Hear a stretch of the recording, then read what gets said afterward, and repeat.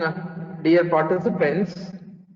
So you are on day 1 of this FDP program. So we have with us Mrs. Saranya, one of our faculty, to provide you introduction to e-views. Okay. Mrs. Saranya, just to introduce Saranya Madam to you.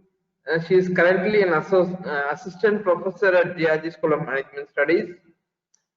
She has more than 10 years of experience in teaching management graduates and 3 years of experience in the financial planning and consulting industry. And she has guided more than 100 students in the areas of various projects in the areas of management and finance. And she has actively coordinated and participated in several faculty development programs as a resource person to various workshops in econometrics. To her credentials, she has published more than 15 articles in several Indian and international journals, and she has presented papers at various international conferences. Her area of interest includes stock market analysis, financial planning and well-being, and she is also an alumna of GRG School of Management Studies. So briefly, what is Mrs. Saranya is all about? And she's here to discuss on the topic Introduction to e-views. And if we say e-views, it is rather even an introduction to econometrics as such. So on behalf of the organizing team, I welcome Mrs. Saranya to this session. And I think the floor is open to you, ma'am. Thank you, sir. Thank you for your kind words. So, participants, as you mentioned in the morning session, I will turn off my camera for a better connectivity because it will support everybody's bandwidth. So, I'm just turning off my camera. Hope during the first session you would have understood the fundamentals of econometrics. You would have, by this time, you would have come across what is econometrics, or why econometrics has got greater significance, and where econometrics is applied. Can any one of you please tell me what is the conceptual or what is your conceptual understanding of econometrics? It's a combination of mathematics and statistics applied in economic analysis. Excellent, sir. In order to provide a quantitative measure for the economic theory, we combine the concepts of mathematics, statistics for the economic theory, and we derive a quantitative measure. So it is quantifying the economic theory with the help of maths and statistics. Excellent answer. Thank you so much, sir. Can any one of you tell me what are the different ways and means in which you can perform econometric analysis? Can you name some of the software packages which are available? Any one of you, just for an idea. Maybe we can use reviews, Gretel, then maybe R. Yes, ma'am. Thank you so much. There are any number of platforms. The widely used platforms when it comes to econometrics, one is e-views, then you have Gretel, then recently, in the recent years, last 4-5 years, if you see, R programming is becoming widely used platforms for econometric analysis, or any models to test the economic theories with the help of statistical tools. We use these platforms. Apart from that, there are also certain add-ins.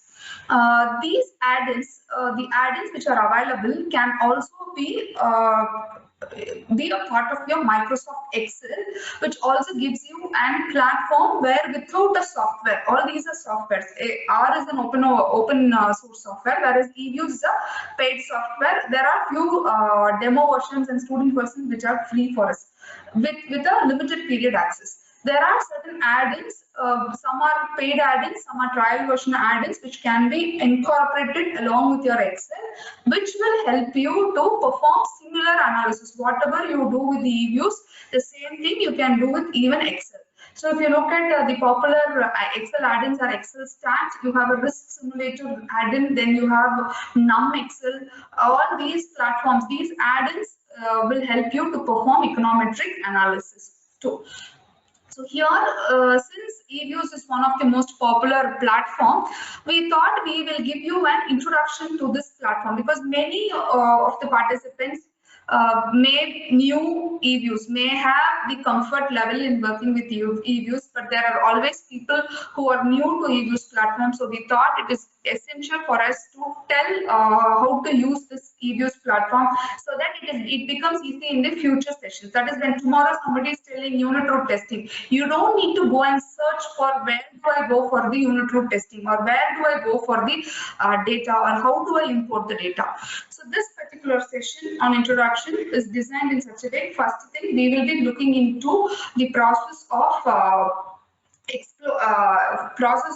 importing a file or exporting a file, exporting data into the eViews platform. Second, we will be looking into the generation process, series generation.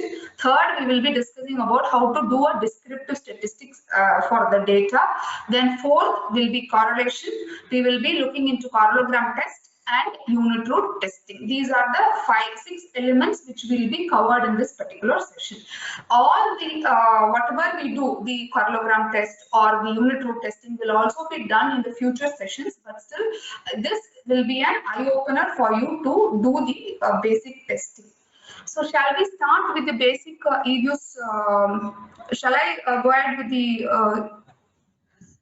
eViews screen? Yes, ma'am.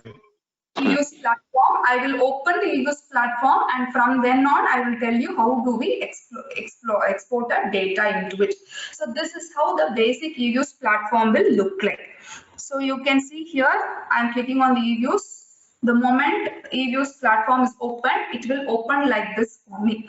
If you see here, there are 3 options. The first one, create a new eViews work file. So there are 3 options here. One is to create a eViews work file. Second is open. The third is open foreign data file. So the first thing itself is gives me an opportunity. If I want to create a new work file, I can create. To create a new work file, there are 2 options. One is this option, that is, when at the moment when I open the eViews platform, I get a screen, and this window will pop up where it is asking me to create the eViews file. When I click, the moment I click this, it will ask me, this window will pop up. Here in this window, I have to enter the number of observations for which a work file has to be created. So here in this particular column, I give it as unstructured. I'm giving it as unstructured, and it is asking me for the number of observations. Just for the sake of giving, I'm giving 500 observations. So it will create a work file where 500 observations can be stored. Okay, so I give 500 and I give OK. So this is my window where the work file is generated. Anytime, whenever you create a new work file, this window will appear with 2 default variables. One is the C, the other is the receipt. C represents the constant, that is the intercept, and receipt represents the residual. It is nothing but the error term. You would have been discussing in the previous session, that is, whenever we talk about time series data, when we talk about the nature of time series data, the time series data is there are chances that errors are influencing. Errors in the sense it's not a mistake. Something which is some unexplained factor may influence the value in the series. So that unexplained variable, you can call it as in the equation, when you write a regression equation, you call it as either E. That is, generally when we write a regression equation, it is yt is equals to alpha plus beta xt plus mu or e. The u or e will represent the receipt value. It is nothing but the residual error term. So basically, when you create a work file, you can see, just open this and see, you don't have any value, it is all 0 unless you perform an analysis, unless you do something, you will not see any values over here. Second thing, you can also see this residual, see this NA, there is no value at all. In the receipt column also, the receipt tab also, there are no values. It is the default variable that will be generated the moment when you create an eViews work file is C, that is constant, that is the intercept, and the receipt. These two variables will capture when you run a model or when you import a data, when you start doing some analysis, these two variables will capture the intercept and the residual values. That is why when you generate a work file, that is when you create a new work file, the receipt column is empty. So how do I view the values in the variable? I told you receipt is a variable, C is a variable. How do I view? I just double click on the variable and I can open this spreadsheet view is available for me. Since there are no values, even if I do a graph or something like that, it will not make any sense. So the spreadsheet view is available for me. If you have any doubts or if you have any questions, please stop me and ask. Okay, this is one way of creating a new work file. What is the other way? If I don't use the pop-up window which appears the moment the eViews screen is open, there is another way, that is I go to file, there is new, and I can create a work file. So I can create the same pop-up window appears the moment when I click create a new eViews file. So again I give unstructured, the number of observations, I can give any number of observations. I'm giving 300 as the number of observations and I click OK. You can again see this. The number of observations what I had mentioned while creating this work file, you can see those two appearing on the top. The range says 1 to 300 and the sample says 1 to 300. These two, this range represents the number of observations which I have created in this work file. So again, see, the constant is a variable, receipt is a variable. You can see here there are no values for constant and receipt, and there are 300 values. Similarly, again for receipt also there are no values. This is one way of creating a new work file. Okay, there are various steps in creating the values. We can either generate random numbers or we can use certain formulas to generate values. But if you start creating a work file, it becomes a tedious job. Let us assume if you are trying to understand the Sensex for 1 year, if you want to bring in the values of Sensex through creating a work file, it is going to be difficult for you. So it is always better to have the data in either in the form of an eViews file or in the form of an Excel file and then open it in eViews. Rather than creating, it is more comfortable if you have the data in Excel or eViews format. I will show you how to use the eViews file, how to open the eViews file. There are again two options to open the eViews file, as I told you earlier itself. See here, the moment when I just click on the eViews platform, earlier it was asking me for an option, create a new eViews file. Now there is an option to open an existing eViews file. So if I have the data set in the form of an eViews file, I can click this. The moment I click this, it will take me to the location where the files are saved. I can choose the file from wherever I've saved. For example, if I've saved here, I have saved something here.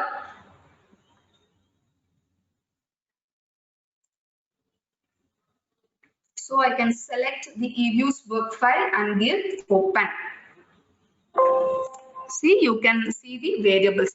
There are 3 variables here. One is the Japanese index, the Indian index, and the US index, that is S&P. See here, again constant remains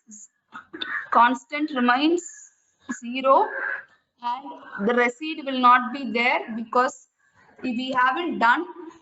I'm sorry.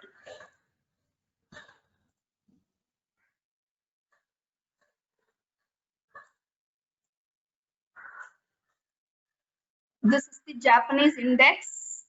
The values are here. So when I open this eViews file, automatically I get these values here. How many other values I have, observations I have in my Excel or eViews file, those observations will be seen here. If I have such data here, this is a spreadsheet view. When I double click, the default will be the spreadsheet view. If I want to have the graphical view, what I can do, this is the variable window. In the variable window, I can click on this view and click on this graph to see the graphical view. So I'm not changing any options here. I want only the line graph. So I'm not changing any options here. I'm giving OK.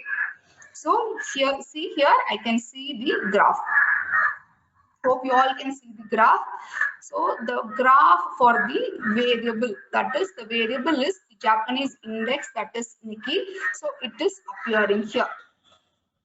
If I want to see the spreadsheet view, I can click this spreadsheet view and go view, and I can see the spreadsheet here. So the moment I click spreadsheet, I will get the Excel view.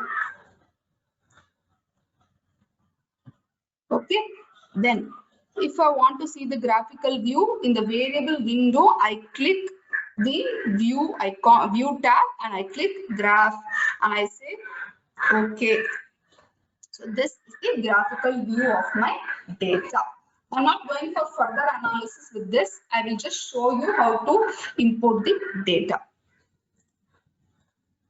Once again, I'm repeating, that was one way of opening an eViews file. The other way of opening an eViews file is click file. Ma'am, sorry to interrupt you. Yes. Excuse me, ma'am, sorry to interrupt you. Are we going to parallelly open here? Ma'am, I didn't get you. Please, can you please ask the question once again?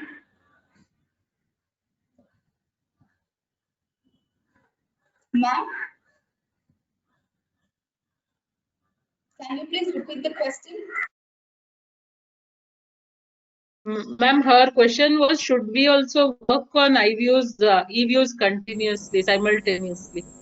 Ma'am, if you want to work on this, I will share my data set, you can work. Or if you want to view and then work on, it is fine, ma'am. Whichever is your choice. And just if you have any data sets with you, you can try opening all those things.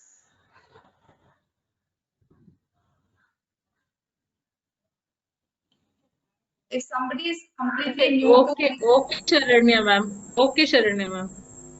Ma'am, the problem is if somebody is totally new to eViews, they will not be able to, follow the steps.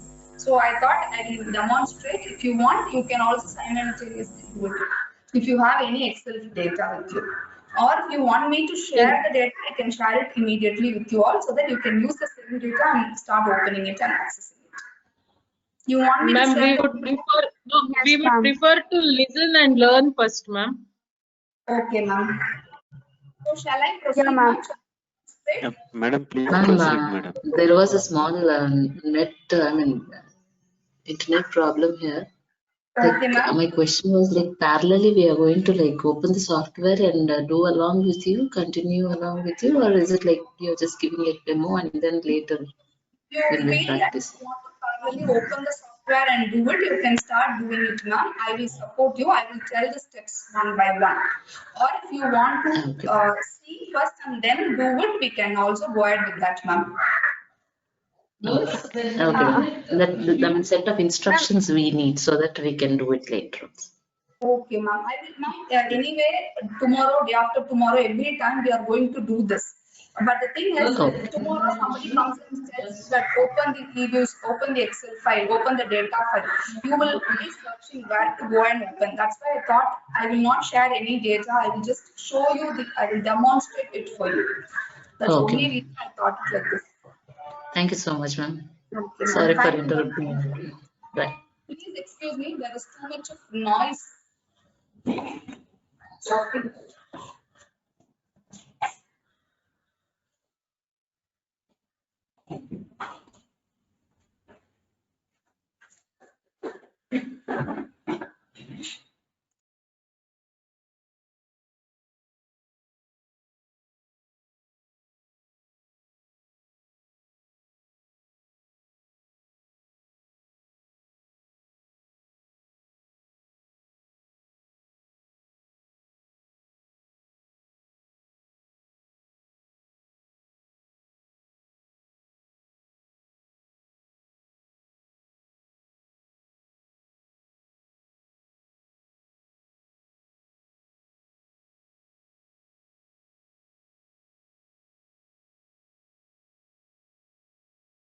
Hello?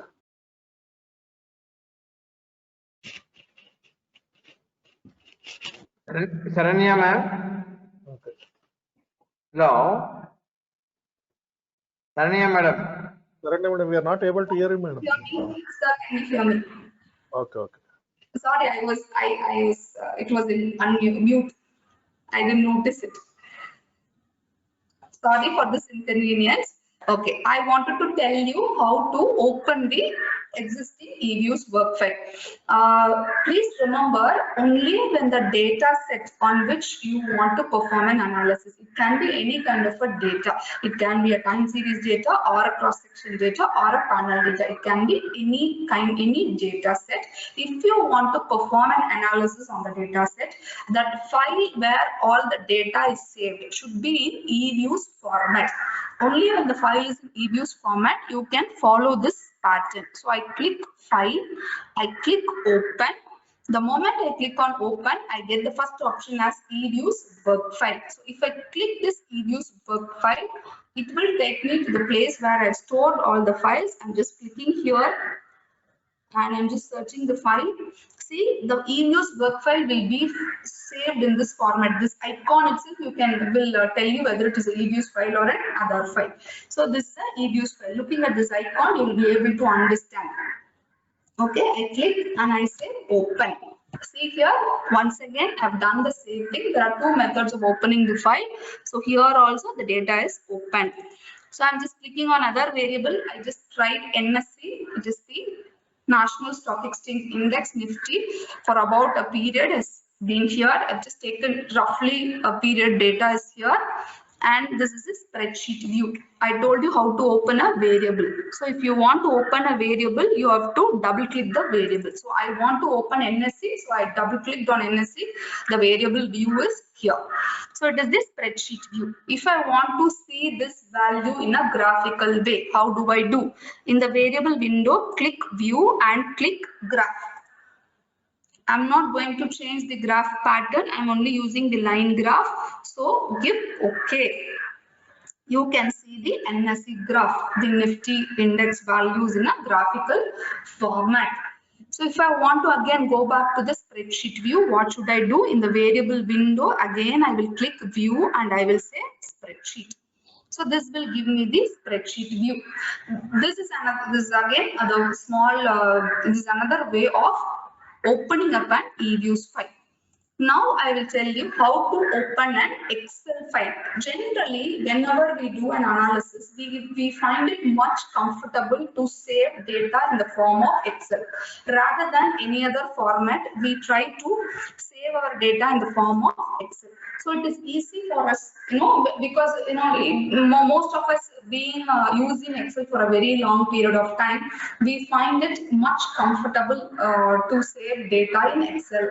And even if you download few data, if you look at the NSE website, if you download data from NSE or BSE, most of the data, most of the times you will receive it in the form of an Excel spreadsheet.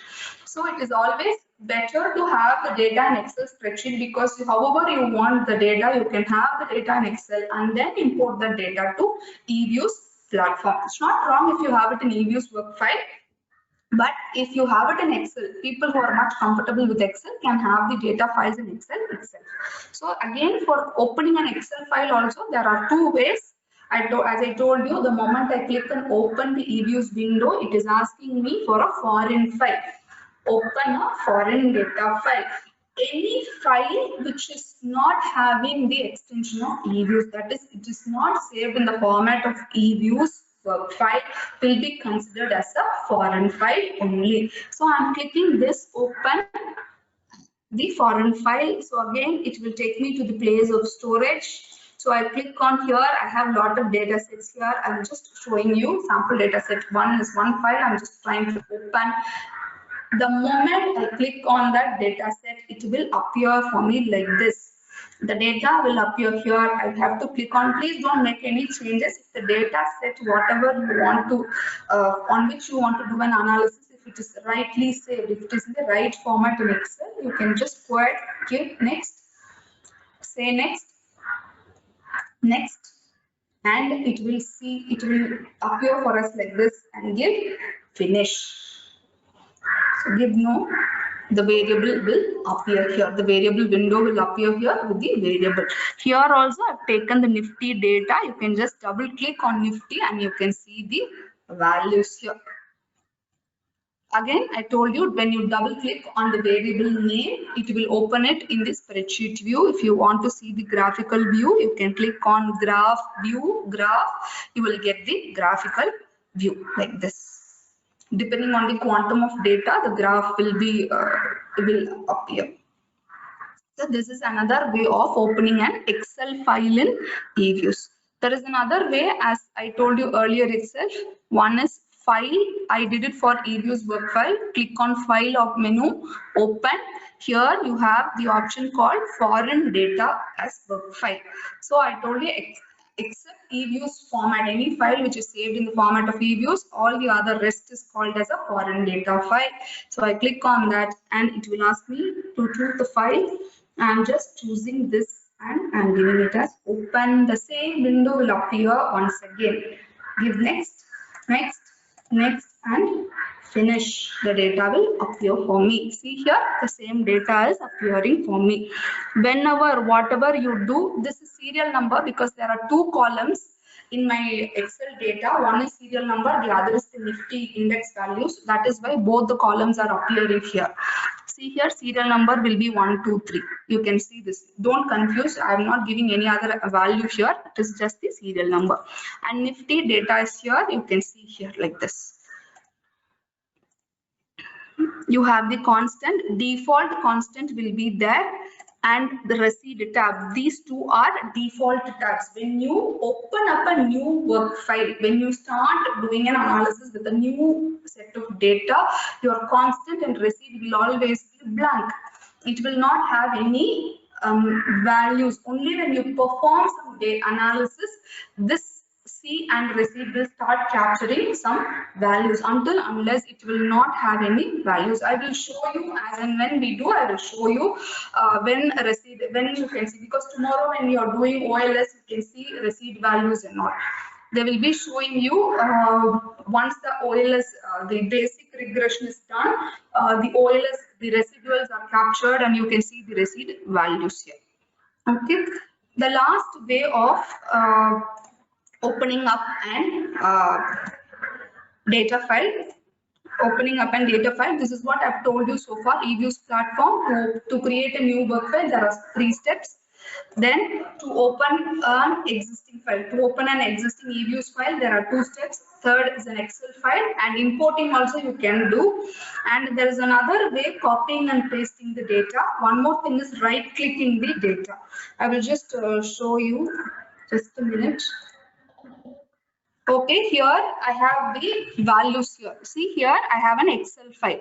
I can do directly from here also without even logging into the eViews platform or without even opening the eViews platform. I can even open the data file from here. I'm just want to open this Excel file in the eViews screen.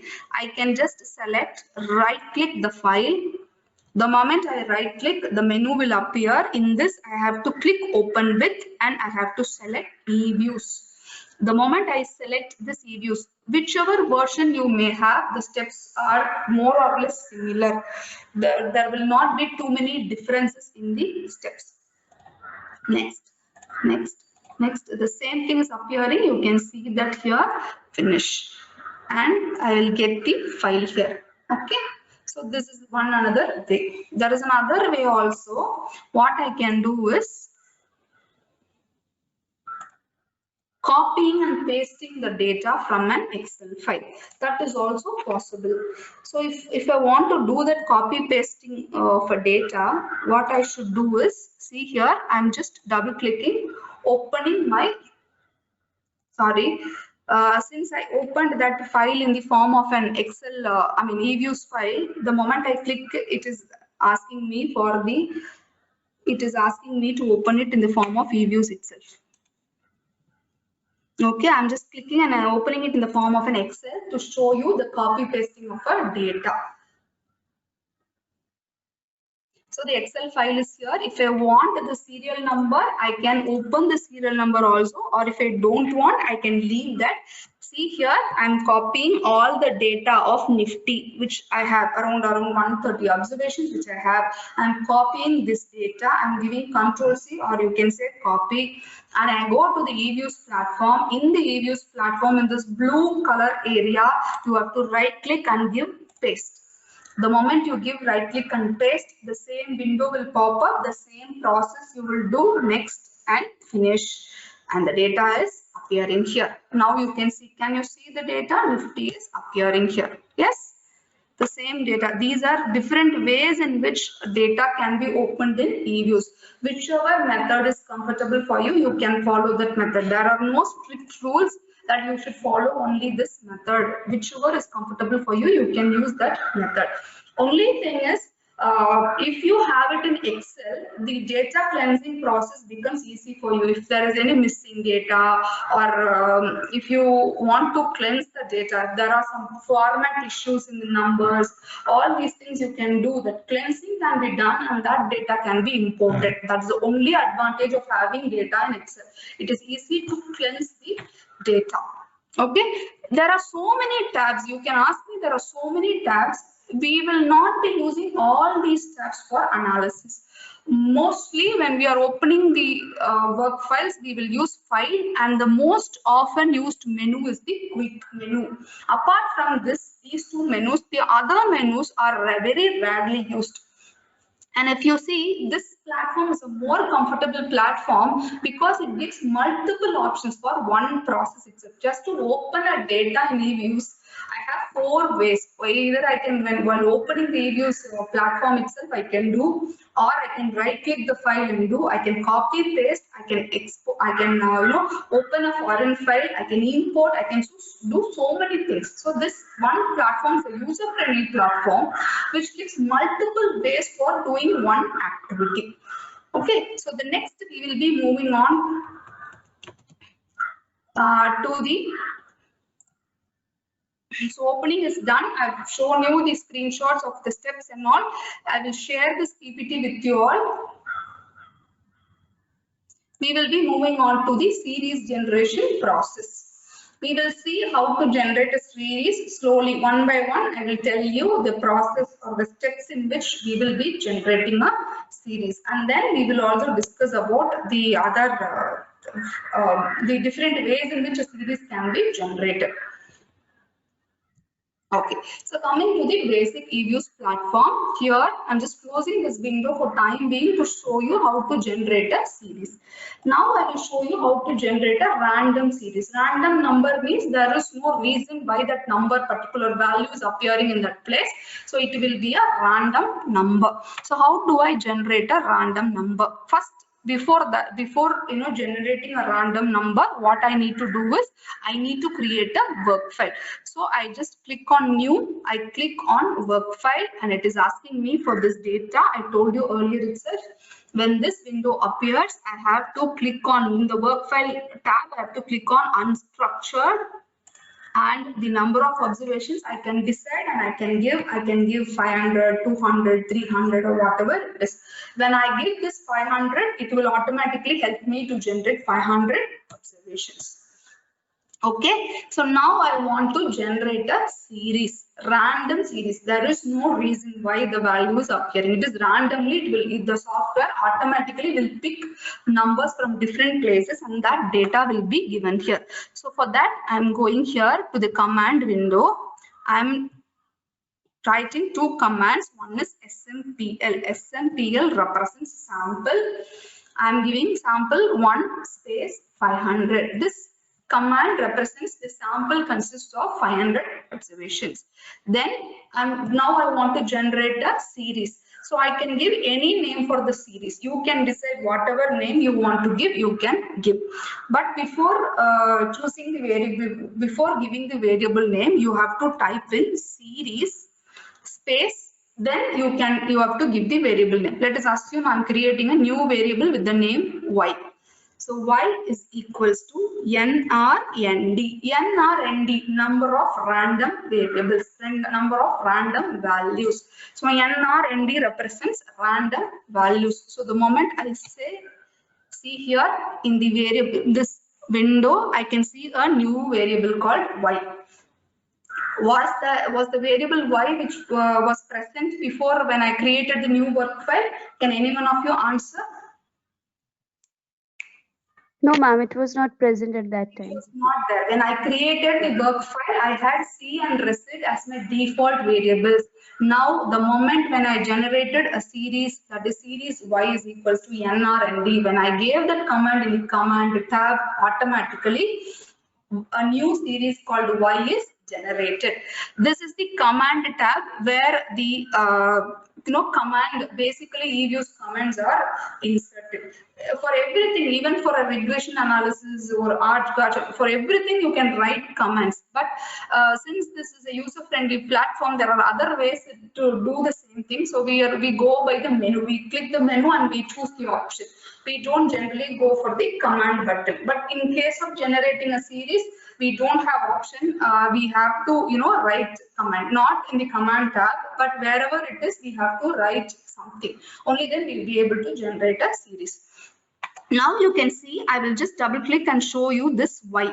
See here, some random number has, the software itself has generated a random series. I haven't given any condition, but the software has created a random variable for me. So you can see, I told the sample is 500 and you can see 500 observations, 500 random numbers generated by the software. Hope my pace is fine. You are able to follow me. Yes, ma'am. Yes, ma'am, it's fine. Thank you, ma'am. Thank you so much. Thank you for the response. So this is how the random number generation is basically done. This random number generation is done, basically they do this and show in order to show you the trend pattern, whether the series is stationary, non-stationary. When that process comes, basically they do this random generation and they try to show how the trends will look like. But even with the data also, the same trend can be demonstrated. So I just wanted to show you how this random generation happens. Okay, so the next thing what we need to do is we need to know how I should generate new series. Okay, from the existing series, I'm not generating a random variable. I already have a variable. From the existing variable, I need to generate a new series. See here, I'm just copying and pasting the Nifty data. I have an existing data set. From the existing data set, I need to develop new series. So the existing data set is Nifty. You can see the variable view. So how do I generate a new series from this existing series? The data is Nifty. So what kind of series can be generated and why such data is being generated? So we'll just go back to PPT and we will see here. I've given all the commands also here for your information, for it is so that it is easy when you refer back. So I told you for random generation, you have to first generate the sample and then give the command series y is equals to, or any name y, instead of y you can have any name. You can have Nifty, you can have log, you can have any name can be used.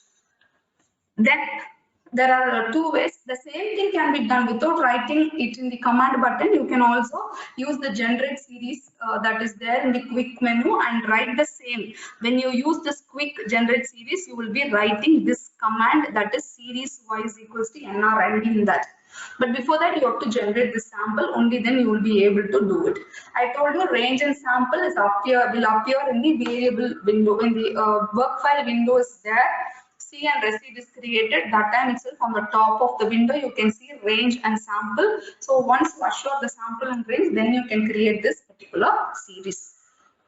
Okay, what are the other series which are generated? I will tell you one by one. The first one is creating a lagged series. What is lagged? Lag means past value, previous value. I want to develop a series which contains the lagged value. So how do I create the lagged value series? So I will give a variable name to create the new series. Already I have an existing series. In our example, the existing series is the Nifty values, index values are there. I want to develop a new series, that is a lagged a series of Nifty. So my variable name, I will give a new name for the new series because lagged series is must have a new name. So I will give a new name equal to variable name. Within brackets I write -1. So -1 means one past value. I can write -2, I can write -3, whatever I want, I can write. This is for creating a lagged series. Then we have for difference in the data. Generally, most of the data in finance has the properties of time series. Basically, they are non-stationary in nature. Not all data, most of the data is non-stationary in nature. If you want the data to become stationary, you have to convert the data into stationary, for which we will be using differencing. So first difference is there, second difference is there. We will be using this formula, that is d of the variable, to do the differencing of that particular variable. I will show you, I will generate the series and demonstrate everything to you. Then is the generating the logarithmic value for a series. I can say log value. I want the log value so that it makes it easy for me to compare. Let us assume I have the GDP value on Nifty data set. Nifty data set has a different kind of a value. It ranges from some 5,000 to 10,000, 11,000. But if you look at the GDP data, it will be in trillions. So how do I compare these two data? What I do, I transform the data into a logarithmic form so that it becomes easy for me to compare. So how do I generate a log series? Then I have something called as difference to log, difference in the log value. Again, this is also done in order to obtain the stationarity of a data. Then I have the logarithmic return data. How do I get the logarithmic return data? These are the basic series which are generated whenever we do any analysis in eViews. Now we will move on to the eViews platform, and I will show you how to do one by one. The first one is I wanted to create a lagged series. Lagged series, one path I wanted to develop a series which will have one path value. There are two ways of doing. One is GNR in the work file window, or I can go to quick. There are two ways of doing it. If I click on quick, it is asking me for generate series. See, this tab is opening up. Or if I click on GNR in this window, it will also give me the same window. So if I use GNR or if I go to quick and click on generate series, both will give me the same window where I need to type in. So now I have to create a lab data. So what I'm doing is Nifty, I'm giving a name. My variable is Nifty. I'm giving the same name Nifty, and I'm adding one numeric value here to just to indicate that Nifty 1 is one lag of the series. Okay, I'm giving this name. When you are doing, you can give any kind of a name. So it is Nifty 1. There should not be any space in between. Nifty 1 is equals to Nifty open bracket -1 close bracket, and give OK. Sorry, whenever you type in the command, please ensure that you don't make any mistakes, because sometimes if you make a mistake in typing, it will not accept. So it is okay. It is coming as Nifty. So Nifty 1 is equal to Nifty. So again, Nifty is coming. I can choose this. Open the bracket -1. Okay, now you can see Nifty 1.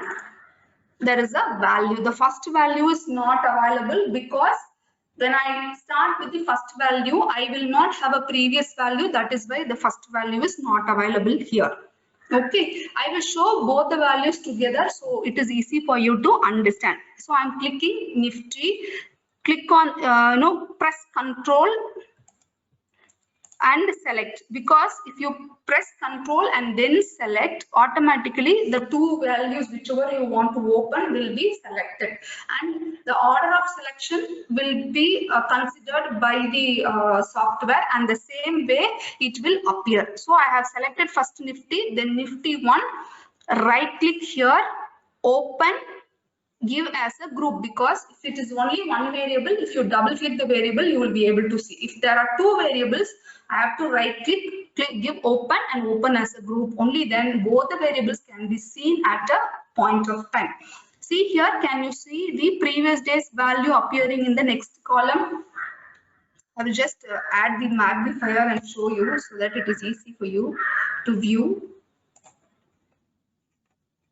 Can you see here the first day's value 10430 appears for the second day. So one lagged value. So Nifty 1 series represents the lagged value of Nifty. So Nifty 1 means lagged value, one past value. So here to 2, the yesterday's past is here.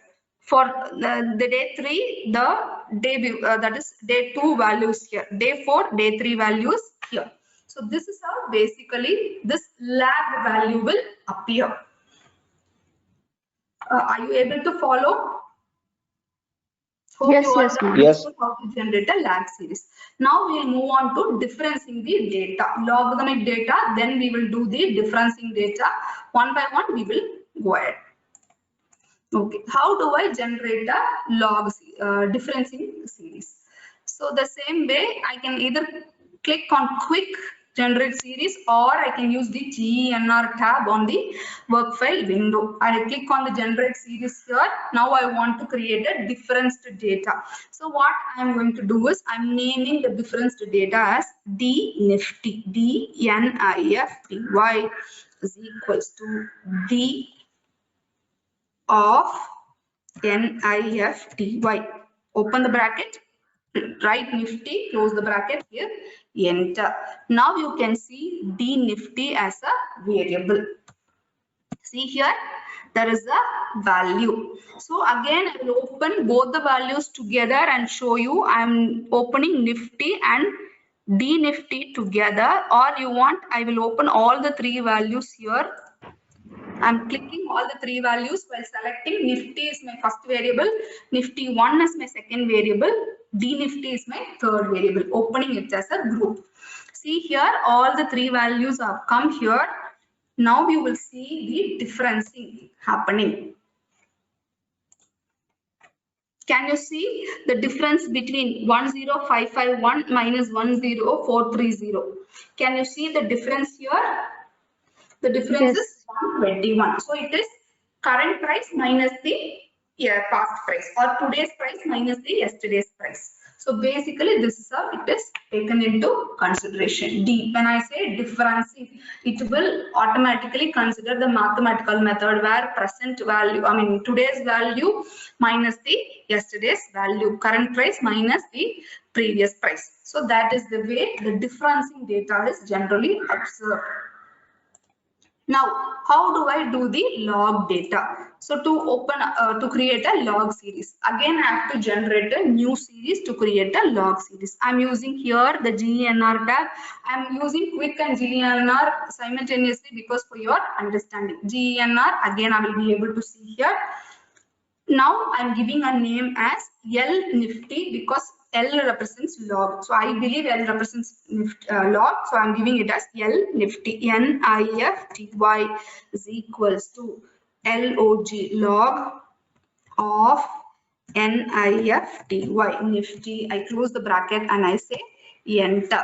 Now I can see another LNIFTY as a variable, and you can see the values here. I will just open both the values together for you, that is Nifty and LNIFTY for you.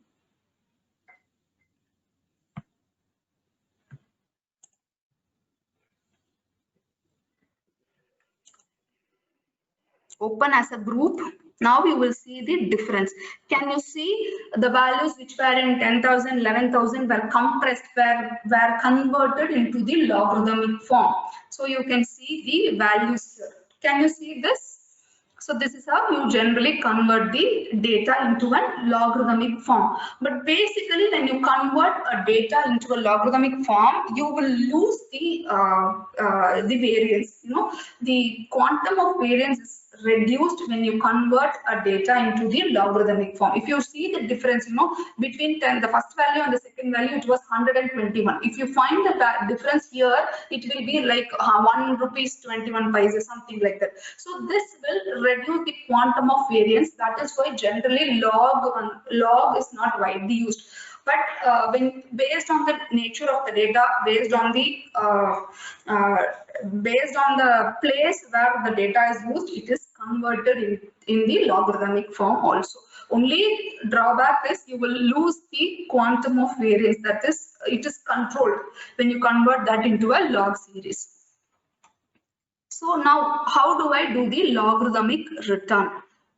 So far I've showed you differencing, I've showed you log, I've showed you the lagged value. Now we will go for logarithmic return. So I've given you the formula here in this. Hope you can see the formula. The formula is variable name is equals to log of variable name divided by variable minus 1. You can do, it generally gives the return. If you want the same thing in the form of a percentage, then it is d log of difference between the logarithmic value into 100 will give you the return in percentage form. I will show both these things to you. Okay, so again, quick generate series. Now I want to the return data. I'm mentioning it as R Nifty. R Nifty is equals to log of Nifty divided by Nifty within bracket minus 1. Once again, I close the bracket. So my return Nifty is here. My R Nifty has started to appear. See here, the data is available. I will just tell you what is the difference if I use the into 100, that format. If I use, what will happen? Once again, click quick generate series. I'm naming this as RET Nifty. Okay, RET Nifty is equals to, I'm giving this formula d log, difference to log. D log means difference to log. If I want to only difference the log, I can use d log Nifty, means from the logarithmic value it will difference and it will give me the difference between the today's value and the yesterday's logarithmic value. If I use this formula d log of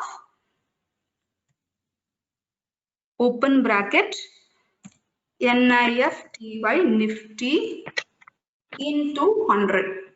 So this will convert that difference to log value into a rate of change, percentage value, logarithmic return, in which you will get in percentages. So again, see here we have the return Nifty. There are two Nifties which are available for us.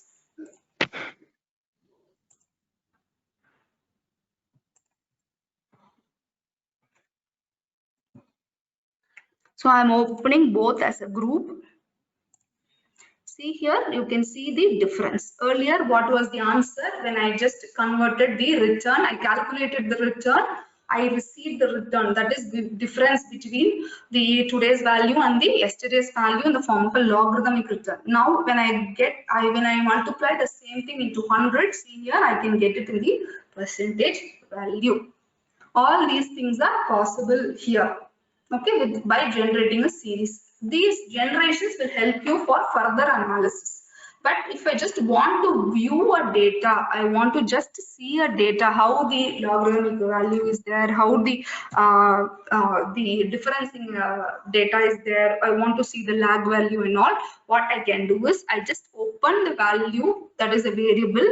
I just click on the value and open it. Here is something called as default. Here is a tab called default in the variable window. If I click this window, this variable tab, there are so many options available here. See, one by one, if you click and see, you will know the results. See, difference. I click. See, yesterday's price and today's price, difference between yesterday's price and today's price.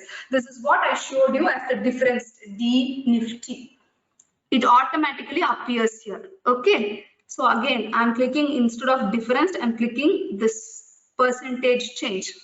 See here, the rate of change is appearing. This is basically current price minus previous price divided by previous price into 100. The basic mathematical formula is applied here. See here, log value. For the same, I can see the log value. Here, see log difference, d log of. Whatever we have done so far, however we have generated all the series, everything is available in this one tab called default, which you can view, but you will not be used, it will not be able to use it for the analysis. That's why we generate a new series for analysis. Hope I'm clear till now. Do you have any questions?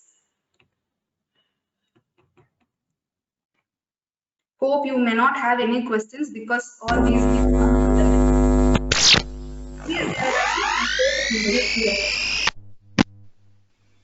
Hope the series generation is clear for all of you. If you have any, because these series will be generated whenever you do OLS or when you go for ARIMA modeling or Arch models, multivariate bar, you will be generating different series for different analysis.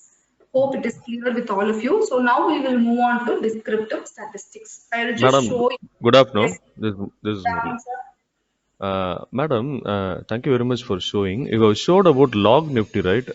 May I know for what for we are creating this log Nifty? Everything is clear. Okay, sir.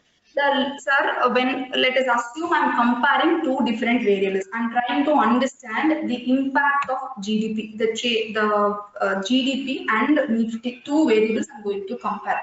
If you look at the value of GDP and Nifty, GDP value is in trillions, Nifty is in 10,000s, right, sir? Will you be able to compare? The rate of change in GDP will be different, the rate of change in Nifty will be different. If you difference it, if you just take the difference between yesterday's value, that is last year's GDP and this year's GDP, and yesterday's Nifty and today's Nifty, I'm just giving you a small example.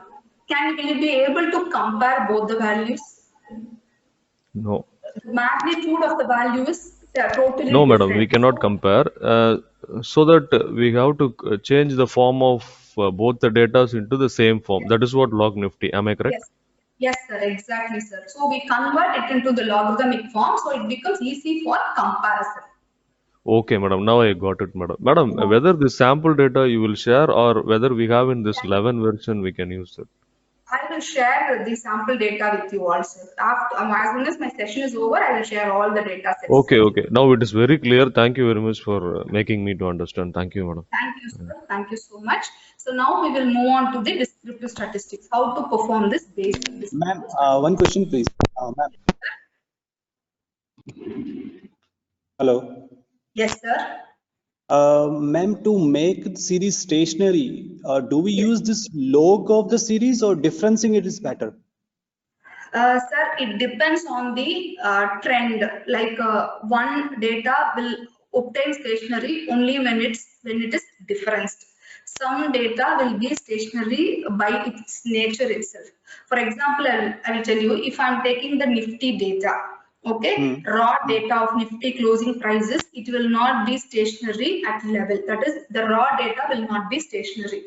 If I either difference the Nifty data or if I do the logarithmic returns, there are two things. One is differencing, the other is logarithmic returns. If I do both, there are chances that the data will become stationary. Okay. If I take my data, the basic data whichever I'm using for analysis itself is my Nifty returns, daily returns. My data, that is the raw data itself, will be stationary. So in that case, I don't need to go convert that into log. I don't need to take the difference. I don't need to do the logarithmic return also. So it depends on the nature of the data. Okay. Thank you, ma'am. Ma'am, you mean like directly if returns are there, then we need not use those logs? Yes, ma'am. If you are going to take the return data anywhere, if we are taking the points, then those points have to be converted into returns. For that purpose, you are using that log. Using the actual values, ma'am, like Nifty data or GDP data, or import-export data, FDI data. So doing the actual values, then you may need to convert that, ma'am. Going for the rate of change in GDP, growth rate of GDP, already it is difference. How what there is a growth in the GDP. It is the rate. So when I take the data, I don't need to convert. At level itself, the data will be stationary for me. Okay, thank you. Show you map. When I'm doing the unit root test, I will just show the same thing with this data itself. How Nifty returns will look like. What Nifty and Nifty returns. Sure.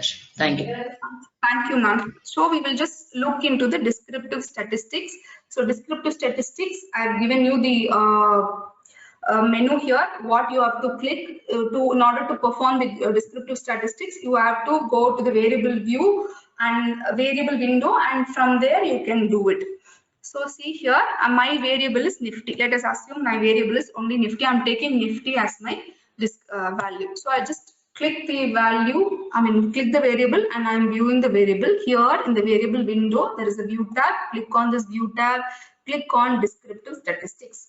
There are two things. One is stats as table, the other is histogram. However I want, I can view it. So if I click on histogram, this is how my output will look like. If I click on histogram, this is how the descriptive statistic output will look like. The same thing, if you want it in a table format, the same view, descriptive statistics, stats table, it will come in table format. So however you want, the platform is readily available. It is giving you some data.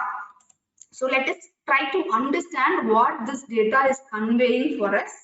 Basically, when you perform a descriptive statistics, when you do this test, it is test for normality. Basically, whenever you perform a descriptive statistic analysis, it is the test for normality. So the null hypothesis of this test says the data is normal. The data is normally distributed. So how do I understand whether my data is normally distributed or not? There are three things which we need to consider whenever we perform a descriptive statistics analysis for a time series data. I will show you which are the three. I will just zoom in so it is easy for you to view. Whenever I do a descriptive statistics for a time series data, the basic property of a time series data is not normal. Mostly 90%, 99% of the time, the time series data will not be normally distributed. Either it will be positively skewed or negatively skewed, or you will have peakedness in the data. It can be either any of these things. So what are the values which we will be considering? We will look into the skewness value. We will be looking into the kurtosis value, and eViews software gives us a test called Jogber's probability test, and the test probability value is also taken into consideration to understand whether the data is normally distributed or not. If the kurtosis value is equal to 3, more or less near to 3, it means the data is normally distributed. If it is more than 3, whenever we talk about kurtosis, there are 3 types of kurtosis which we can get. One is leptokurtic, mesokurtic, and platokurtic. Platokurtic means a flat curve. Mesokurtic means it is a normal bell-shaped curve. If it is leptokurtic means it is a peaked curve, that is narrow at the bottom and it is peaked. So if based on the kurtosis value, we can understand. If it is 3 or closer to 3, it means that it is normally distributed. If the kurtosis value is greater than 3, it means it is leptokurtic. There is too much of peakedness in the data. If the value is close to 0, it means it is a flat-shaped curve. So from the kurtosis value, we can check whether it is normally distributed or not. Since here the value is somewhere 2.34, we cannot say it is normally distributed, but it is also not peaked. It is somewhere between the mesokurtic and the platokurtic curve. What we consider mainly is the Jogber's probability p-value. The p-value is 0.009. So now can you tell me what is this p-value? Should I accept the null hypothesis or reject the null hypothesis? Rejected, ma'am. Reject the null hypothesis. So, when the p-value is less than 0.05, I should reject the null hypothesis. And the p-value is greater than 0.05, I should accept the null hypothesis. So my p-value says it is rejected. So the data is normal is my null hypothesis in this case. So I have to reject the null hypothesis. It indicates that the data is not normally distributed. So as I told you, looking at the kurtosis value, it is between mesokurtic and platokurtic. So I cannot call it as normally distributed. So the p-value also indicates the same. In the previous session, I remember somebody was asking me, what is this p-value? P-value represents the probability of committing type 1 error. You can ask me, what is type 1 error?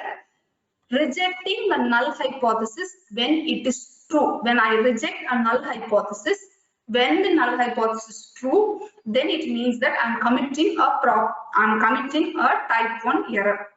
So this probability value indicates the chance of rejecting a null hypothesis when it is true. Okay, so if it is 1% or 5%, there is only the probability of rejecting a null when it is true is only 5%. That is the meaning of this p-value. Am I clear? You should understand why are we rejecting. So when the p-value is less than 0.05, we reject the null. This p-value indicates the probability of committing one type 1 error. Type 1 error is nothing but when a null is true, I reject the null. Is it clear? So here the data is normal is the null. When I'm rejecting the null, here I'm rejecting the null since the null is not true. If the null is true, if I still reject, then I'm committing a type 1 error. That is where we use the probability value to define, no, I'm not committing any type 1 error. Okay, so the stat in the variable, in the view also, in the table view also gives you the same answers. It is not different from the answer which you see in the chart. So hope you would have understood this descriptive analysis. Just moving on to the PPT. See here, I've given the method steps and I've just given you the description here. The descriptive statistics, basically the mean, median, mode are called as measures of central tendency. Variance, when it comes to deviation or dispersion, we have few things, that is the standard deviation and variance is considered as the measures of dispersion. These are some statistical concepts. Whereas skewness talks about the symmetry, whether it is skewed or not skewed, whether the data is skewed or not skewed, and kurtosis talks about the shape of the curve, normal distribution curve. So these are the basic statistical tools where whenever we talk about normal distribution or whenever we test, we look for the skewness value, kurtosis value, and most importantly the probability value. But time series data, most of the times it will not be normally distributed, but it is okay if it is not normally distributed. We can still perform all analysis when the data is not normally distributed. So skewness and thing is given here for your reference. The next is the correlation test. For the same value, I can just give you the correlation. I can just show how correlation will work. Now I'm just doing one thing. I'm taking two values here. One is Nifty and Nifty 1, whatever I have as Nifty 1. That is the lagged value. I'm trying to understand whether Nifty and the past value of Nifty, that is today's value with yesterday's value, tomorrow's value with today's value, or yesterday's value on day before yesterday's value. When I take these values, are they correlated? How do I find? I'm selecting both the values. I'm going to quick. I have something called as group statistics where I have correlation. I click. Since I'm selecting both the variables appear here. If I don't select, I have to type in the variables in this particular window. I give OK and the correlation result is here. So what does the correlation result indicate? I'm just zooming because many will find very values. It is Nifty and the last value is positively correlated or negatively correlated. See here, Nifty and Nifty 1 is positively There is a high correlated. degree of positive correlation. Positive correlation. Yes, thank you so much. It is positively correlated. The Nifty and Nifty, the lagged value of Nifty. So it means that the past value of Nifty has some association with the present value. So yesterday's value has some kind of association with today's value. So the correlation result states that there is an association. Both are correlated. They have moved in same pattern or something. We can take an input like this. So this is how we generally perform the correlation analysis. So coming to the next one. So correlation, like your statistics, you will not get the p-value here. It is only the correlation statistics, the R value, what you get here.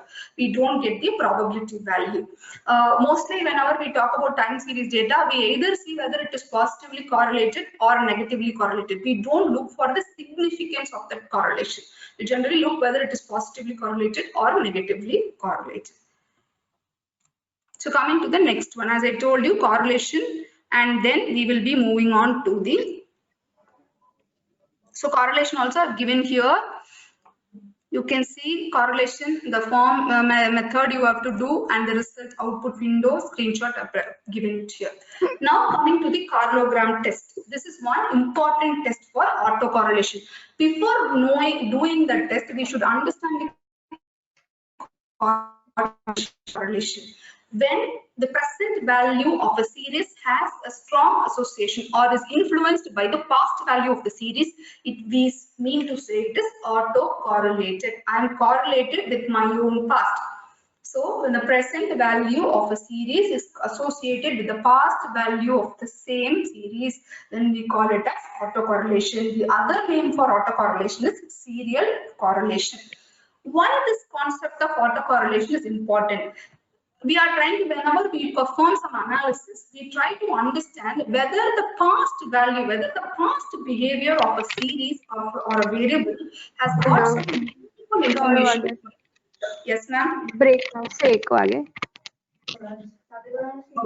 Okay, no problem. Ma'am, please unmute. हमारी safety માટે જ છે. એમની ઘરમાં નહીં ગયું. Try to understand whether the past behavior or the history or the past values. એટલે ભાભી એકલા હતા, કોઈ જ લેડીઝ નહીં, એટલે મમ્મી તો જવું જ પડે. ધોરડાને બોલાવ્યા, 108 બોલાવી. धारा मैडम કેમ માથા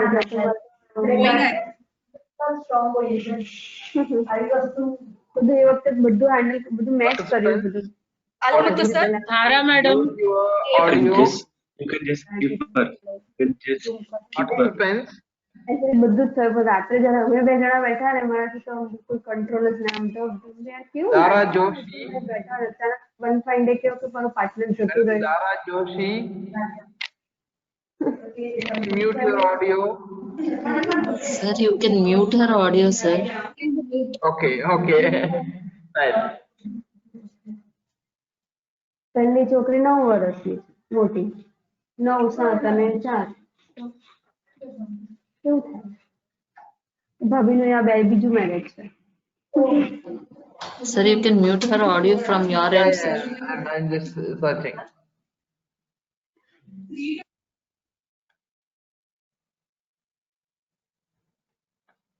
I think ma'am is okay. So coming back to autocorrelation, I was telling you what is autocorrelation. So why we consider this autocorrelation is we want to know whether the past is having some meaningful information in predicting the future. If I want to predict the future price of a variable or future of the variable, I would like to see the past behavior. Let us take an example. If there is if it is like during the monsoon, it is expected to rain. So I consider the past rainfall, that is yesterday's rainfall, today's rainfall. Based on that data, I try to predict whether it will be raining today or not. So if I use the past data, past behavior of the same series to predict the future, then we call it as in order to do that, we need to have autocorrelation. Only when the present is associated with the immediate past or the past values, we will be able to use the information which is available in the past values to predict the future value. That is called as autocorrelation.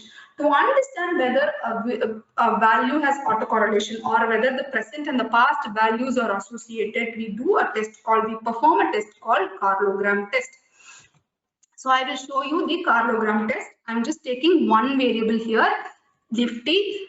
Remember, parallelogram is a univariate test. You cannot do it for two variables together. It is by single variable. So Nifty, I'm just opening it up. Since I had the group statistics here, it is appearing for me. Now to do the parallelogram test, I have to, in the variable window, I have to click view. Here I have something called as parallelogram. I click on this parallelogram. It will ask me this data. I am not going for differencing. Whatever raw data which is available, I'm taking it. So at level is more than enough. Don't change it. And here default, it will assume 36 lakhs. It will assume 36 lakh values by default. The software itself is considering. So let us not change anything. I'm giving OK. Now, if you see the parallelogram results, there are two things, autocorrelation and partial autocorrelation. This is ACF, this is partial autocorrelation, PACF we call it. If the spikes decompose slowly, that is, you can see a decomposition in the spikes, it means that there is an autocorrelation which is prevailing in the variable. So when I perform a parallelogram test, the null hypothesis is there is no autocorrelation. So how do the spike is one indicator. The second indicator is my probability values. The probability values, it is less than 0.05. It indicates that there is no autocorrelation is rejected. My null hypothesis is rejected. It indicates there is autocorrelation. So two things I have to take into consideration. One is the spikes, what I see in ACF factor and PACF factor, and the probability value. These two will convey whether there is presence of autocorrelation or not. Or there is something called autocorrelation, and then why another element called PACF is also prevailing. Autocorrelation talks about the effect, the lag, the association between the lagged values and the present value. The present value have an influence by the immediate past value, second past value, third past value, but the effect will be less. Let us assume 5 days. You know, Friday's price is influenced more by Thursday, comparatively less by Wednesday, comparatively lesser by Tuesday, and very less by Monday when there are 5 days prices.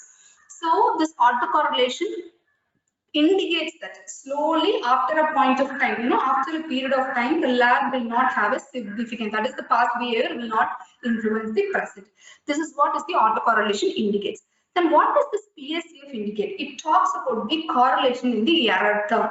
We can call it as error term, or we can say what is the association between the first value and the immediate past value, 1 and 2. 1 and 3, where I control the effect of 2. I'm controlling the effect of 2 and I'm trying to get the value of the past. It is typically the correlation in the error terms. Error means unexplained, due to an unexplained reason. There is no standard reason, or there is no standard event occurring for certain actions to take place. You would have seen the stock market fluctuations. You may not know why there is a fluctuation. Even on a normal day, you will see certain fluctuations happening. Is there any standard reason for why that event is occurring? So it means that the errors, the past errors, can also have an influence here. So that is what is this PACF factor will indicate. So the spikes and the probability value will tell whether there is autocorrelation present in the series. This is very much important when we talk about the ARIMA structure. When we go for the ARIMA modeling, this is the fundamental. Once again, the same will be covered during ARIMA session also. But for your understanding, this PACF and PACF plays a very vital role. This PACF states that the immediate past, that is, one past has got a greater influence on the present than the other values. The two dotted lines between the center line, you know, there are two dotted lines this side and this side. So this dotted lines indicate the confidence interval. So any spike which bounces out of the confidence interval means that that lag has got a significance on the present value when compared to the other values. So if it is between the confidence interval, we need not try this at all. It means that the lag doesn't have an influence. So this indicates one lag has a stronger influence. The same thing when you perform the correlation test for Nifty and the past value, lagged value of Nifty, you found there is strong correlation, right? You found that positive correlation was there. So similarly, this will happen. I will just show you one more data. I will show you for the D-Nifty data or the difference data. You can take anything. I'm just showing the difference data. We will see how correlation is here in this particular thing for this data. See here, is there any confidence, any spike bouncing out of the confidence interval? There are no spikes bouncing out of the confidence interval. This indicates there is no autocorrelation. All the p-values are greater than 0.05. This indicates there is no autocorrelation. The null is accepted. This series is not correlated. Autocorrelation is does not exist in this series. See, this is why we are talking about differencing, stationarity. When a series is non-stationary, you will have chances of the series being autocorrelated. When a series obtains stationarity, see, the autocorrelation will not be there. There will not be autocorrelation. The chances of the series being autocorrelated will be very less. I will show you. I performed the unit root test also. Hope I'm clear till this.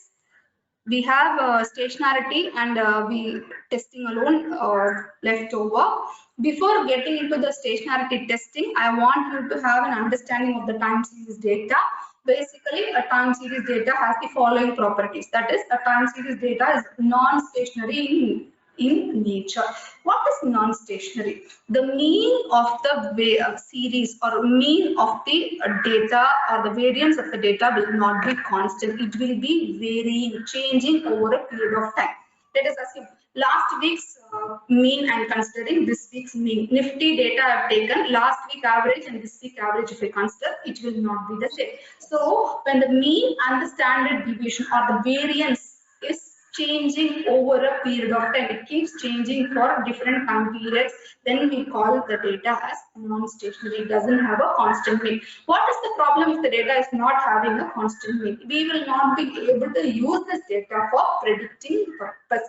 It will become very difficult for us to predict, because only when the mean is constant, it is easy for you to predict the future. It becomes difficult for us to predict. That is one problem with the non-stationary data or the time series data.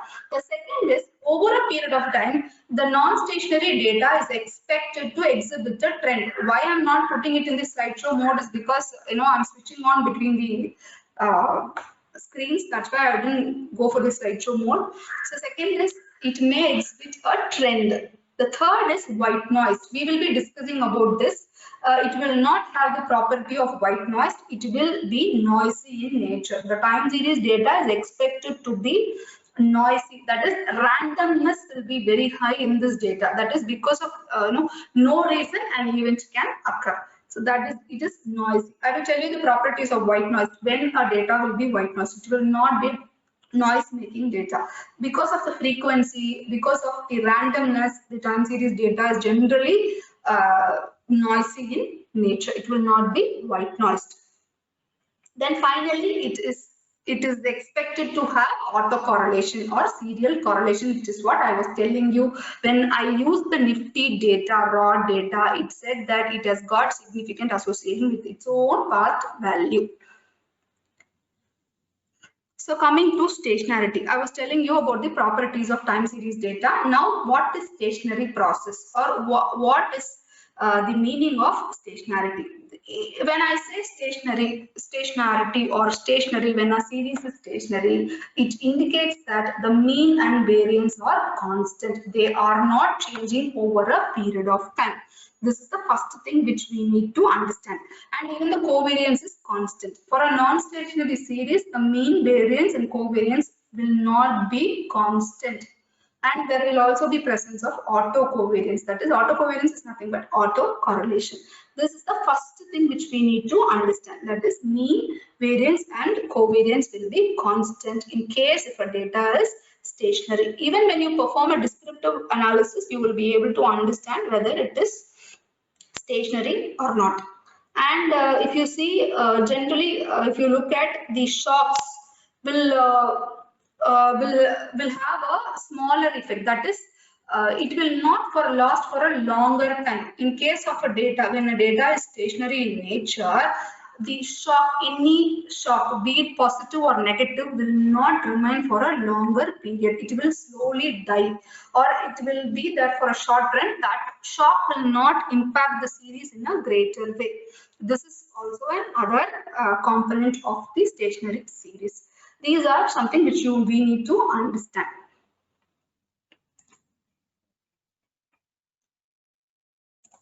So when why it is important for a data to be stationary? One thing is, if the data is not stationary, you will not be able to use it for predicting purposes or policy making. If you want to make decisions out of a data, if it is not stationary, you will not be able to have meaningful results, because when the data is non-stationary, when the mean and variance keeps changing over a period of time, from that you will not be able to derive any, you will not be predict the future behavior, or the future behavior also tend to vary in a drastic way. It will move from your predictions. So one thing is that. Second thing is, whenever basic analysis is the regression analysis. If you want to perform regression analysis for any data, the data must be stationary in nature. If the data is non-stationary, if you perform regression analysis for a non-stationary data, it will result in spurious regression.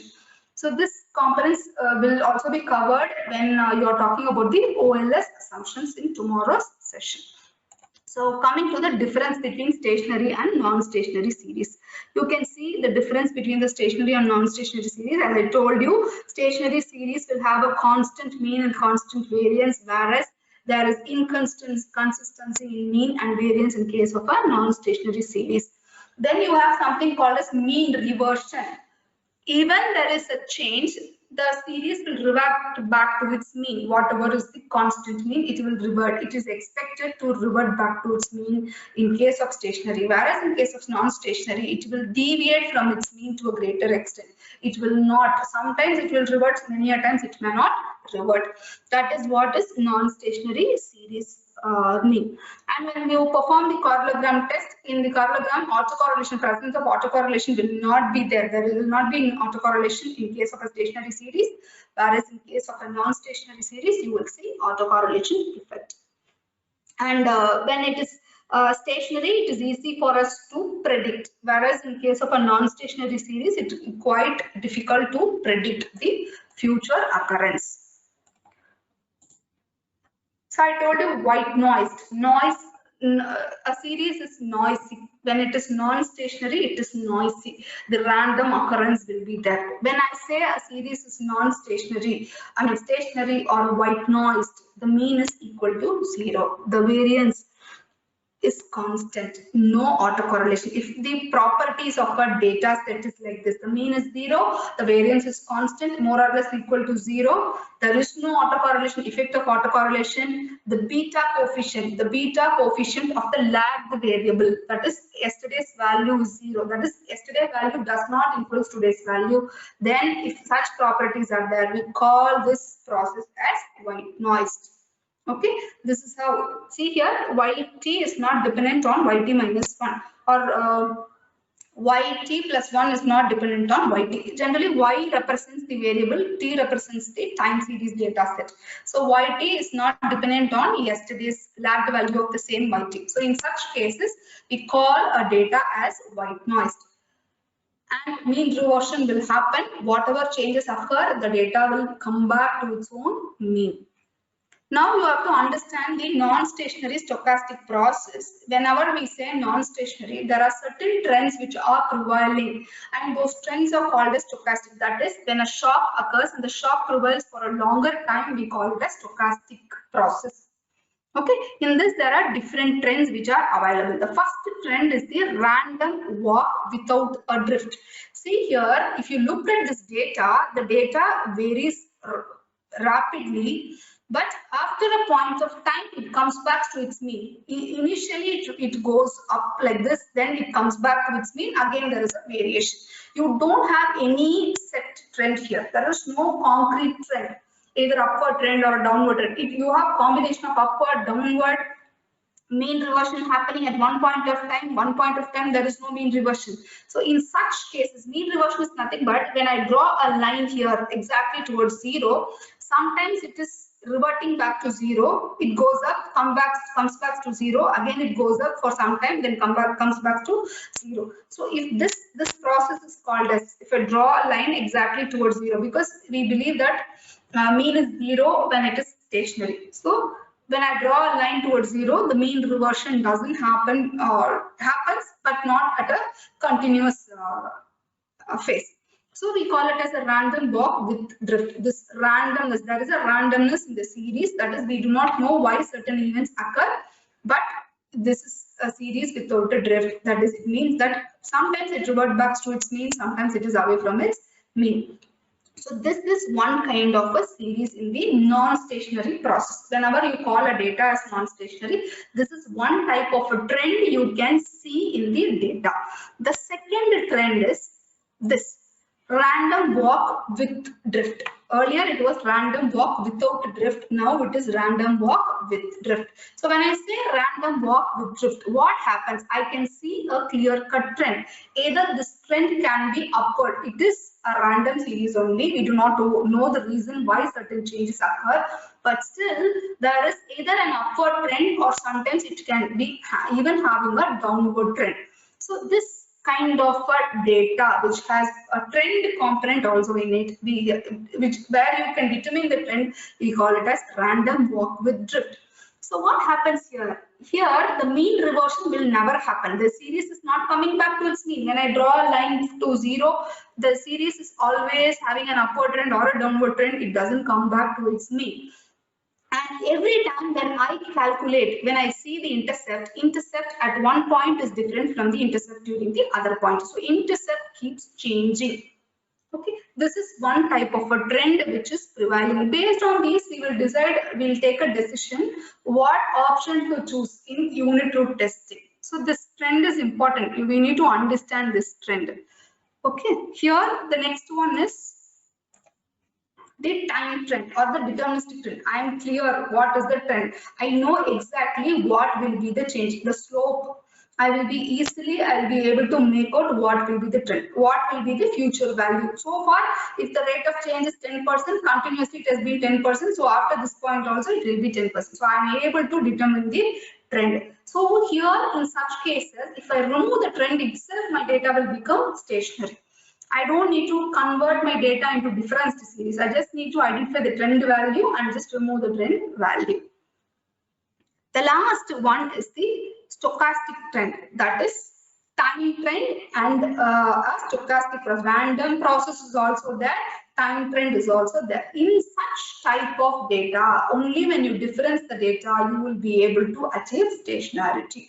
So this is what I was telling you when I was talking about the statistics, like when I was talking about the previous slides, I told you, depending on the trend, the unit root, the values will change for the unit root. So on the last slide represents the stationary process. When a data is stationary, this is how the data will look like. When you plot the data in a graph, this is how it will look like. See here, when I draw a line between towards the 0, assuming mean is constant, you can see every time the mean reversion is happening. Though it is up one time, it is down another time, but it reverts back to its mean. So when a data is said to be stationary, it will revert back to its mean. So the mean is constant and the variance is also that. The variance will vary, but it will also revert back to the original position. So we call it as constant variance. So the unit root testing is given here. I will just go back to the eView screen and I will show how the unit root testing has to be done. I will just show it for the Nifty data. Nifty data is here. I will just go to the spreadsheet, view, in the variable window, click view and click on unit root test. And I'm not doing any change here. At level only I'm having. Before getting into it, just let me show you this graph.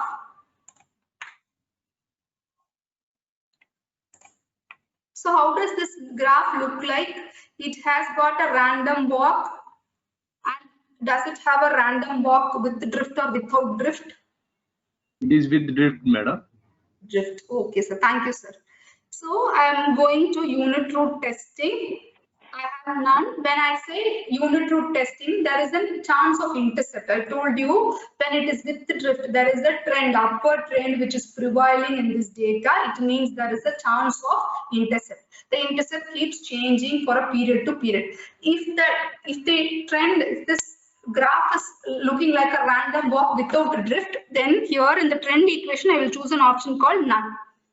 If it is a random walk with drift, where there is a kind of a trend which is prevailing, I will choose the option called intercept and I will give OK. Okay, now tell me, looking at the value of the unit root, whether the series has a unit root. See, basically the null hypothesis says Nifty has a unit root. That is, Nifty is non-stationary in nature.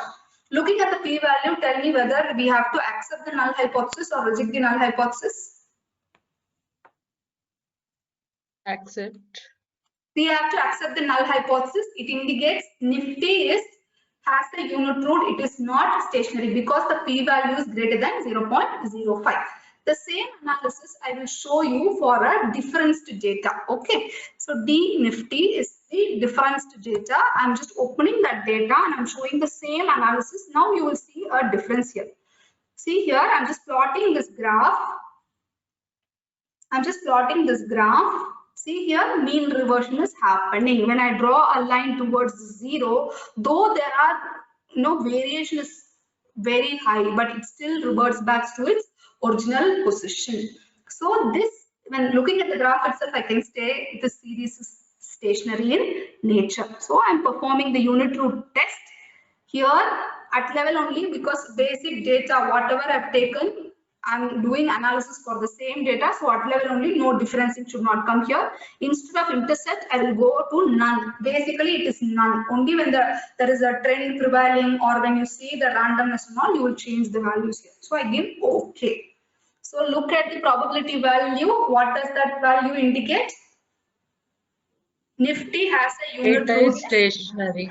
Data is stationary. Nifty has a unit root is rejected because the p-value is less than 0.05. So it indicates the Nifty, that is difference data of Nifty, is stationary in nature. Okay, the same thing without generating a data, I can do the same thing. Nifty. I'm just using the Nifty data for unit root testing. I can do the same thing without generating a difference series. I can see whether at first difference my data is stationary or not. See here, view unit root. What I'm changing is, instead of having it as at level, I will change the option as first difference. Immediately when I choose first difference and none, automatically software itself will consider the difference to values. That is yesterday's price minus today's price minus yesterday's price. Yesterday's price minus day before yesterday. The difference to value will be taken and I give OK. Now you can see the same result. It says at first difference, the Nifty, the basic data, whatever you have taken for analysis, at first difference is stationary in nature. Okay, and I can also do the same thing for Carlogram, view Carlogram. Instead of at level, see when I say at level and OK, this is how the Carlogram will come. It says there is autocorrelation. So the same Carlogram, view Carlogram, and if I give instead of at level, when I think about the difference to data, I want to know whether in difference to data, whether the presence of autocorrelation is there. I click OK. See here, there is no autocorrelation when the difference to data is taken into consideration. So these are the basic things. So test for stationarity I've given all the options here. Whenever whichever pattern is there, what option you have to choose. And the results of the unit root test is also given here. So with this, I would like to conclude. If you have any questions, you can please ask me. Madam Saranya, madam. Yes, sir. This is Sachin from Rajahmundry, Andhra Pradesh. Can you please tell the organizer to provide the data sets prior to the session is held so that the participants can also take hands-on session simultaneously along with that of the session? I will do it, sir. I will do it today itself. Actually, I thought of doing, but I didn't know whether to show a demo. I had that, how many participants are new, we may not know. So I thought I will share the data set after the session. But I will share my data set today itself, and I will ask the other, all the other resource persons will share their data set beforehand, sir. Before we start the session, they will share. Benefits the participants by We will doing ensure, simultaneous. from tomorrow onwards, the data set is given to you beforehand. Okay, thank you very much. Thank you, sir. If you have any other questions, you can ask. I've just given you the overview. Even like when we are discussing about OLS, ARIMA, we will be discussing about Carlogram, we will be discussing about unit root testing, and even when we are talking about Arch and Garch, the same concepts, will continue everywhere. So you don't need to be worried. Okay, please tell me, ma'am. Hello, ma'am. Hello, ma'am. Yes, sir. Yes, sir. Yeah, ma'am. Just one request, with data sets also, ma'am. Please share the PPTs beforehand so that we may go through that, and in case we get stuck, we can ask questions, which will be very much interactive for the session Okay. also, ma'am. Sir, some days we also have external resource persons. We may not know whether they will be sharing their PPTs beforehand. If they are sharing, we will immediately share. Generally, they will share the data set. If they share the PPT also, we will give it to you, sir. Immediately, we will share it. Sure. Okay, ma'am. But it will be helpful if we get the PPTs also beforehand, so that we will go through that, and in case we get stuck, so we can we can ask some quality questions at the time of the presentation, ma'am. It will be helpful for the presenter also and for us also. Okay, sir. Definitely, we will try to do it, sir. Any other Okay, thank you, questions ma'am. so far? I've just given only the overview how to use the eViews platform. Hello. Yes, sir. Hello, Saranya madam. Can you hear me, madam? Yes, sir. I can hear you, sir. Madam, I have understood very well what you have explained about stationary and non-stationary. I have no doubt about it. Only when the data is stationary, we should go further analysis, either regression analysis or any other analysis. So, if the data is autocorrelation, then can we proceed further, or we cannot proceed? We cannot proceed further. Sir, actually, there are few ARIMA process. If you only have autocorrelation, you will be able to work with ARIMA process, because only when there is a meaningful information in the past value for predicting the future, you can use ARIMA modeling. So ARIMA is a single variable model. It is a univariate. So it considers the past value of the variable to predict its own future value. So only when there is autocorrelation effect, you will be able to do an analysis.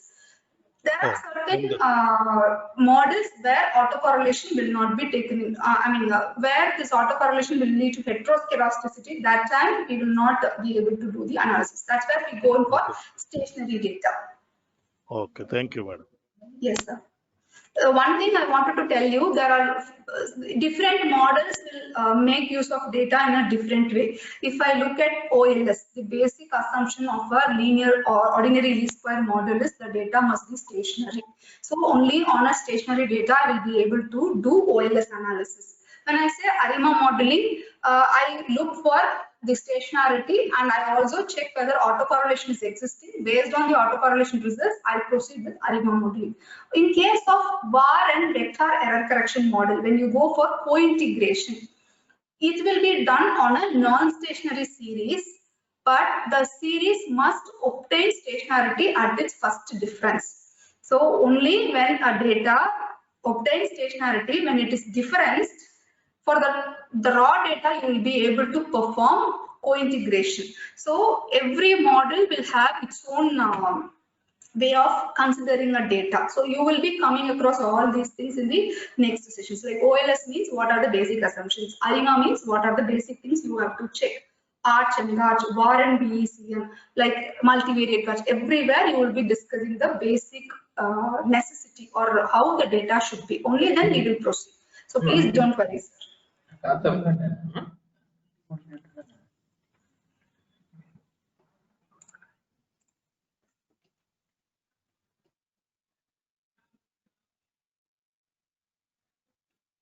Excuse me, ma'am. Yes, ma'am. Ma'am, I just forgot to see that command prompt, how to execute command written in the command prompt. Is it like run command or something? Ma'am, command box here. You're talking about this? Yes, You're yes, talking how to about this? execute it, how to execute it. See, ma'am, I'm just showing it to you. I'm planning to generate a series. Okay, I want to know. Basically, mostly when you're generating like lagged values or difference data, we go with the generate series. Only when you are generating a random variable, we use this command tab. Or you can even do it with the generate series. I'll just show you a small example. I'm generating a series. I'm typing SMPL 1, space 250. So I'm telling the sample is 250. Okay, already I have a lot of data sets here. It is not accepting. What I will do, I'll directly generate. I'm generating a series. Okay, series. I'm naming that series as Y, and Y I'm telling it should be a random number, NRND. See here, all this time I was having only Nifty data. Now there is a data called Y, new variable which is generated with a random number. So this is how you basically do Automatically generated. So it will get all. Yes, automatically generated by the software. It is picking values from somewhere. We do not know. It is random number. Okay, so there is no need of using run this thing and all. Actually, if you want to do some concrete analysis, you have to do the raw data. You have to use the data. This is just for understanding purpose. EViews can also generate random numbers. With this, you can see test correlogram. See, view correlogram. I will just give correlogram. I will show you. See, there is no correlation. This data can be used for some did it. understanding. Yes, ma'am. I just did it. I just forgot that command prompt thing. Thank you so much. No problem, ma'am. You can have given it in the PPT also. See, I can test the unit root here. All these things we can do. Just for understanding purpose, this data can be used. See, I can plot it in a graph and see how does this data is, whether it has got a trend, it is random walk, or it is mean reverting. All these things can be done with the random variable. It's for the basic understanding, ma'am. Thank you. Thank you, ma'am. If there are no questions, we shall close the session. Or Yes, if you have any excuse me, ma'am. questions, you can ask me tomorrow also. Excuse me, ma'am. Yes, sir. Ma'am, I just want to ask you, we conduct most of the tests in eView. So which data is more suitable? I mean, directly the series or written of the series we consider, such as Granger probability is there, Johnson conjugation is there. So Sir, I will, sorry to interrupt. Yes, yes, ma'am. Basically, depending on the research paper. Suppose if I'm trying to understand the growth rate of GDP and its impact on Nifty returns. Okay, if this is my study, I have to take the growth rate, that is returns in GDP, percentage return, change in GDP, and I have to take the Nifty returns. So it is return data. It's at level itself, it will be stationary. Okay, sir. If I want to compare, suppose if I want to study two indexes, let us say S&P 500, the S&P movement and Nifty movement. Then I can take the raw data where I will be using, if at all I'm going to use co-integration. I want to see whether in the long run these two variables are joined together or integrated. If I want to test that, then I will take the raw data. It depends on the research, what are the variables you're choosing for research, and it also depends on the past literature. Some people would have used logarithmic returns, some people would have used different data. So it also depends on the past literature. Sir. Okay, so it is okay to conduct either on the raw data or probably returns also. Yes, sir. It is okay to conduct, but the past literature and the research area on which you are focusing should be suitable for that. Second thing, model, sir. Which model you are going to use for analysis? Yes. Okay. Okay. Thank you, ma'am. Thank you, sir. Okay, participants, do you have any more questions? No, sir. Okay. So thank you. So with that, we'll wind up this session and we'll go for break.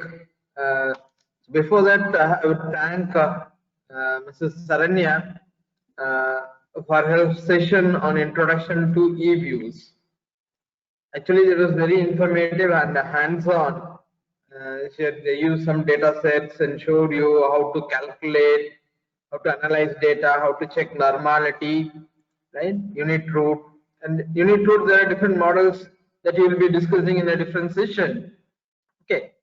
So this particular session has given you a base as to how to work with an eViews file, how to transfer data from your Excel file to eViews and things like that.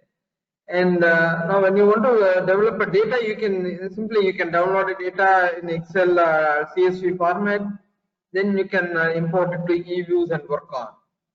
I hope this session might have given you a brief introduction to how to bring in data to eViews and what are the basic analysis that you can do. And so here